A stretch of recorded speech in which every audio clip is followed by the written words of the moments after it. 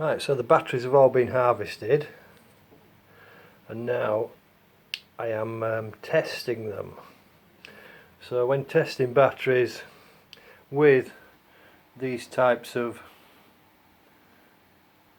charging analysing units, the internal resistance measurements that they give you can be way out. Even in the manual of the Opus, it tells you that the readings can be way out, just due to the way that the spring connectors don't make such very good contacts. So unless the internal resistance is way out, above 50, I'm kind of discarding internal resistance. I mean, if resistance is so high anyhow, you'll find that the slow charges, that's what I find. They take a long time to charge, so then I tend to put them aside. So the first unit I've got was the Adaskia VC4 Plus. Nice little charger, can't discharge but charges nicely. Can't recover sort of very dead cells, although more on that later. And there's my readout. I've got two cells there. I've got the capacity of that cell, 1551, 1574, and those are charging back up. They're down to 3.68 volts. Well, they were down lower than that. All the milliamps are below 50. Resistance readings are milliohms, below 50. Charging times, that one's been going for 2 hours. It's taken 2063 milliamps. Yeah, that's about okay, I think.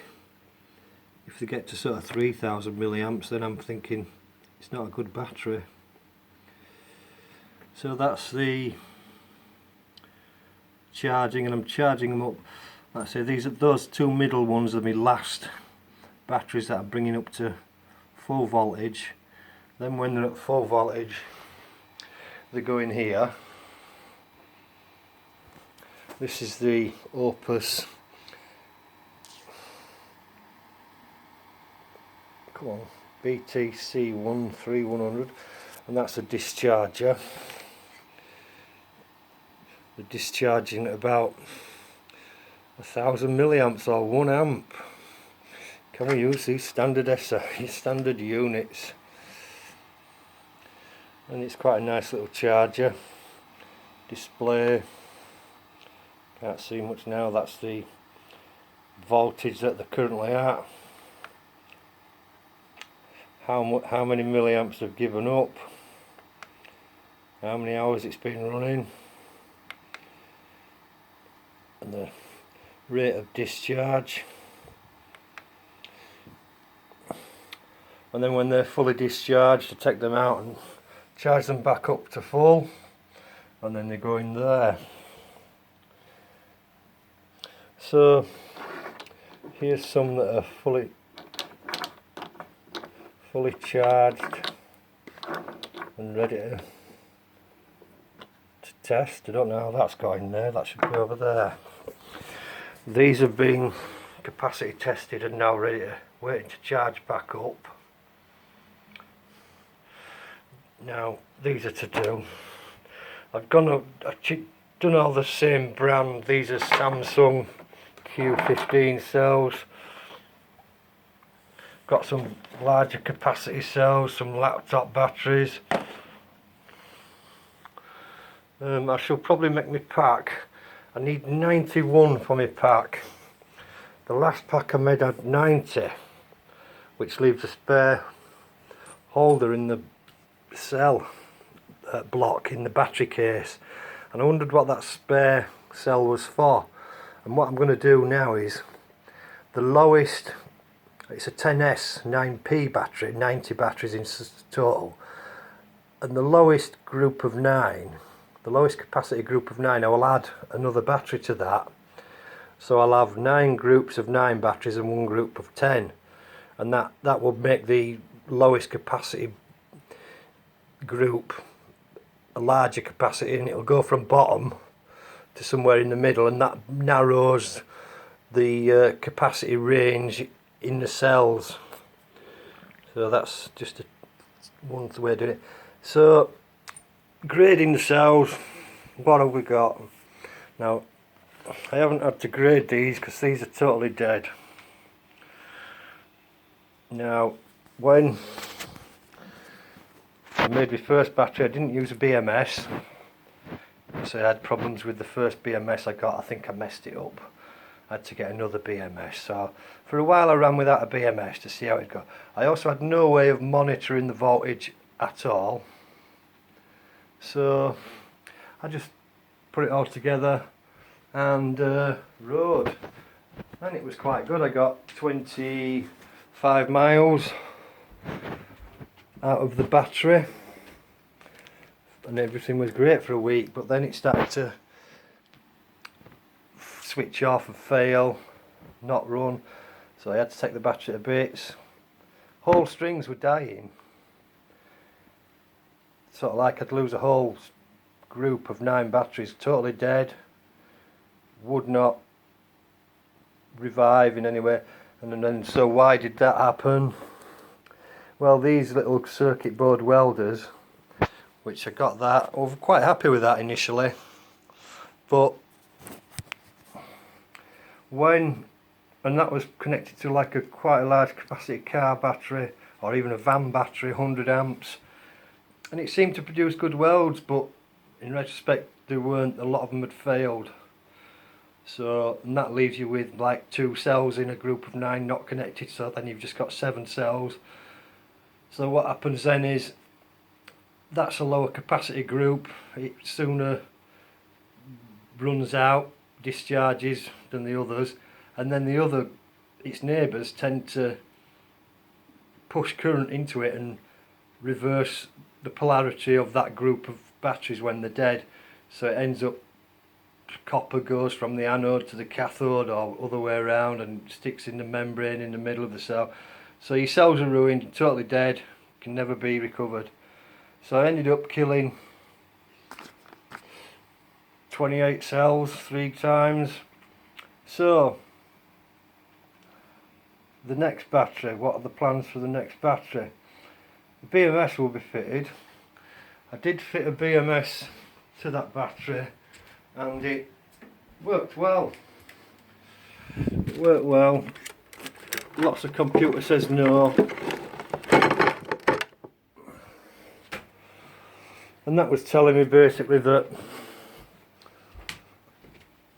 I still had problems with the connections.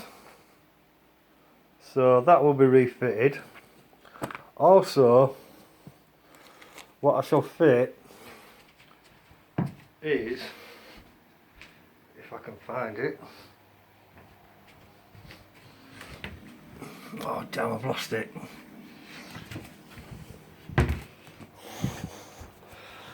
Got a piece of cable that is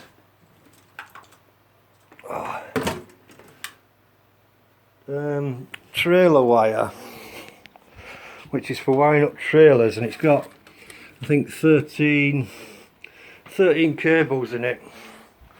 So what I can do with that is, where the hell is it?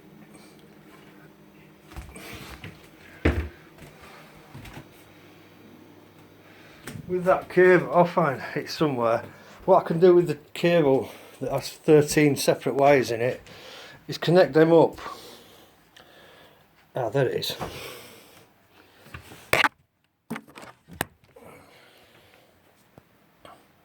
I can connect these to my battery in a 2, like and put 2 5S connections on these cables. 1, 2, 3, 4, 5, 6. 6 cables there connected to battery. Another 6 there, 1 spare. And then I can put 2 5S connectors on. What I can do then is I can plug in my voltage monitor alarm. I can monitor all the strings. And I'm going, these only have, I think, 8 channels. So I can put 2 of those on, monitor everything. If I'm not happy with it, I've got a little buck charger.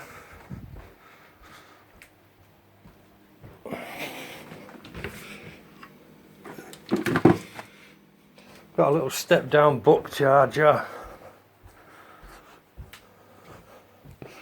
So I could use that to bring individual strings up to the correct voltage. The BMS does do top passive balancing. It just puts a little load onto strings that are in front, but it's not a very big load. It's not very good. It's not very good at balancing sort of reclaimed cells. So that's why you need to do some sort of intervention balancing. I mean, I might get a hobby charger. The ultimate would be 2 hobby chargers plugged into my 2 connections on here, and then I can balance that way. But even just one hobby charger, they're only £30. I can balance one string and balance another string. So then I've got a battery that I can really well monitor. These are, I think, £4, £5 for the cable, £12 for the BMS, £5 for the buck charger. Not a great deal of money. I mean, I looked into doing active balancing. Now that kind of board is about £60, and it's quite fragile. If you put it onto the bicycle, I think it would become damaged. Also, I looked at intelligent Bluetooth balancers, BMS systems, Bluetooth BMS systems. Very expensive at £90, and you can alter certain parameters and things like that and monitor it, but I can do that with these for £5. And I've heard of them failing, people having difficulties with them, and I think it's a bit overcomplicated. All I want to do is monitor the voltage strings. I can set levels with, I can set an alarm on there, low voltage alarm, and then I can decide whether I want to carry on or to stop or keep going. But of course my BMS will make that decision for me. I might even run without the BMS, I don't know, but initially I'll run with it, might run without it later. So that's where we are. The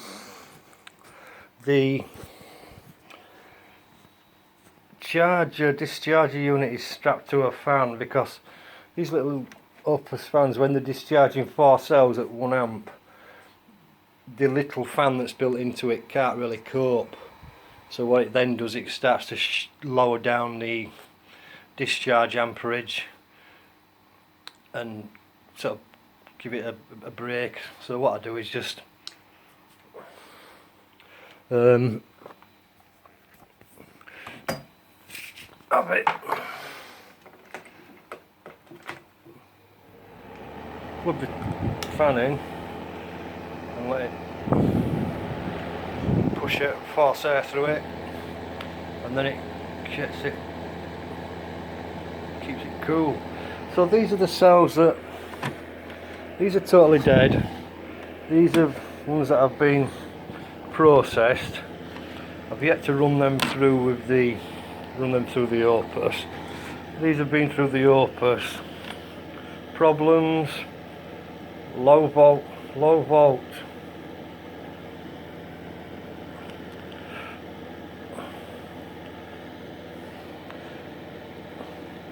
Didn't mark that one up. Slow to charge. So that might be self-discharged. As you try to charge it up, it's losing charge. Don't really want that in the pack. Lost capacity.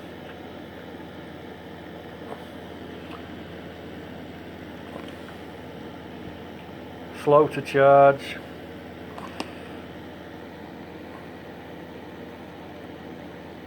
Slow to charge. Slow to charge. So that's what's wrong with. I mean, this does have a massaging sort of mode, which when I've done all my cells, I might run those through that mode again and sort of see what they're like. I mean, I could even build a sort of a pack, I don't know, for a lighting pack, something like that, might work for something like that. So that's where we are at the moment with batteries. We're grading the batteries. In part 2 I'm going to look at, well, part 3, how we're going to build the battery.